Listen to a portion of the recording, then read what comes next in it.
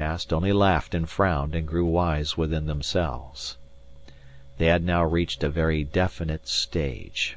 They had traded accounts of their progress since they had met last, and she had listened to much she had heard before. He was a sophomore, was on the Princetonian board, hoped to be chairman in senior year. He learned that some of the boys she went with in Baltimore were terrible speeds, and came to dances in states of artificial stimulation, and most of them were 20 or so, and drove alluring red Stutzes. A good half seemed to have already flunked out of various schools and colleges, but some of them bore athletic names that made him look at her admiringly. As a matter of fact, Isabel's closer acquaintance with the universities was just commencing. She had bowing acquaintance with a lot of young men who thought she was a pretty kid worth keeping an eye on.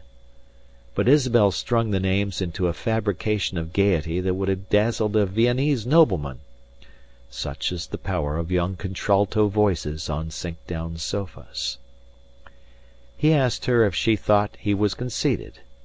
She said there was a difference between conceit and self-confidence. She adored self-confidence in men. "Is Froggy a good friend of yours?" she asked. "Rather. Why?" "He's a bum dancer." Amory laughed. "He dances as if the girl were on his back instead of in his arms."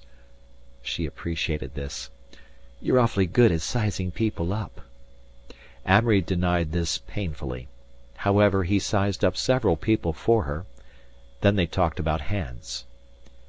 "You've got awfully nice hands," she said. "They look as if you played the piano. Do you?" I have said that they reached a very definite stage. Nay, more, a very critical stage. Amory had stayed over a day to see her, and his train left at 12:18 that night. His trunk and suitcase awaited him at the station. His watch was beginning to hang heavy in his pocket. "Isabel," he said suddenly, "I want to tell you something."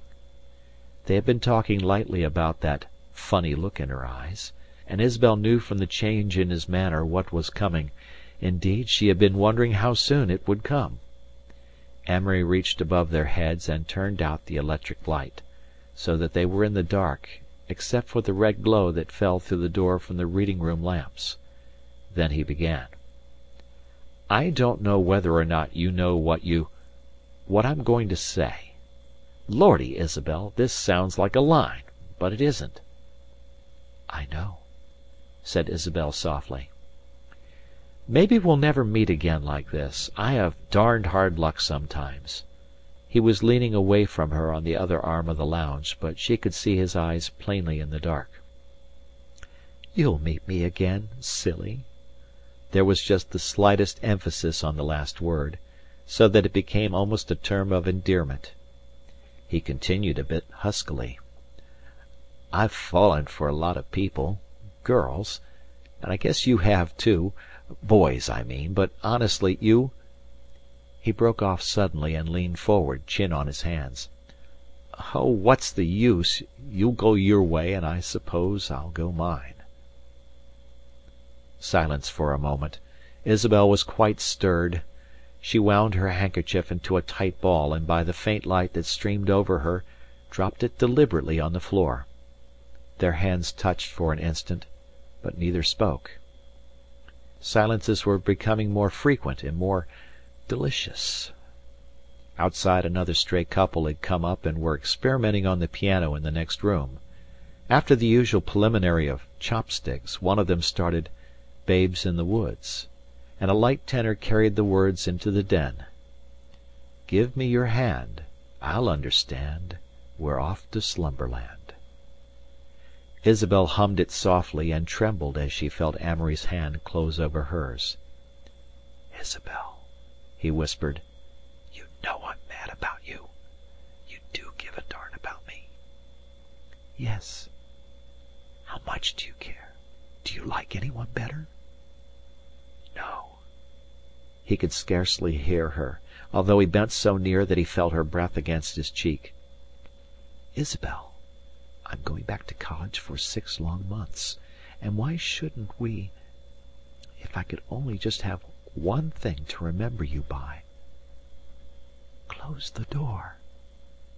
Her voice had just stirred so that he half wondered whether she had spoken at all. As he swung the door softly shut, the music seemed quivering just outside. "Moonlight is bright, kiss me good night." What a wonderful song, she thought. Everything was wonderful tonight, most of all this romantic scene in the den, with their hands clinging and the inevitable looming charmingly close.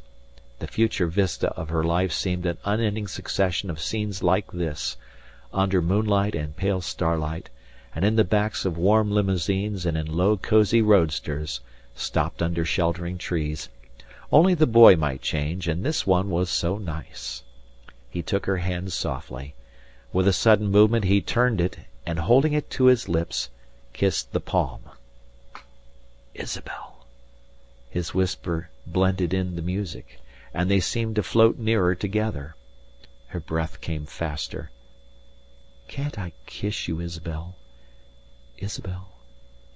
Lips half parted, she turned her head to him in the dark. Suddenly the ring of voices, the sound of running footsteps surged toward them. Quick as a flash Amory reached up and turned on the light, and when the door opened and 3 boys, the wrathy and dance-craving Froggy among them, rushed in, he was turning over the magazines on the table, while she sat without moving, serene and unembarrassed, and even greeted them with a welcoming smile. But her heart was beating wildly, and she felt somehow as if she had been deprived. It was evidently over. There was a clamour for a dance, there was a glance that passed between them, on his side despair, on hers regret, and then the evening went on, with the reassured bows and the eternal cutting in. At 11:45 Amory shook hands with her gravely, in the midst of a small crowd assembled to wish him good speed. For an instant he lost his poise, and she felt a bit rattled when a satirical voice from a concealed wit cried, "Take her outside, Amory." As he took her hand he pressed it a little, and she returned the pressure as she had done to 20 hands that evening. That was all. At 2 o'clock back at the Weatherbys', Sally asked her if she and Amory had had a "time" in the den. Isabel turned to her quietly. In her eyes was the light of the idealist, the inviolate dreamer of Joan-like dreams. "No," she answered.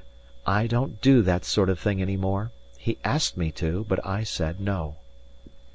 As she crept in bed she wondered what he'd say in his special delivery to-morrow. He had such a good-looking mouth. Would she ever?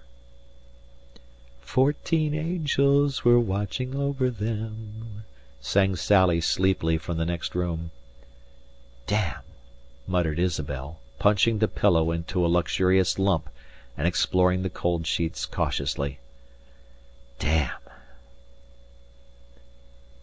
End of this part of Chapter 2.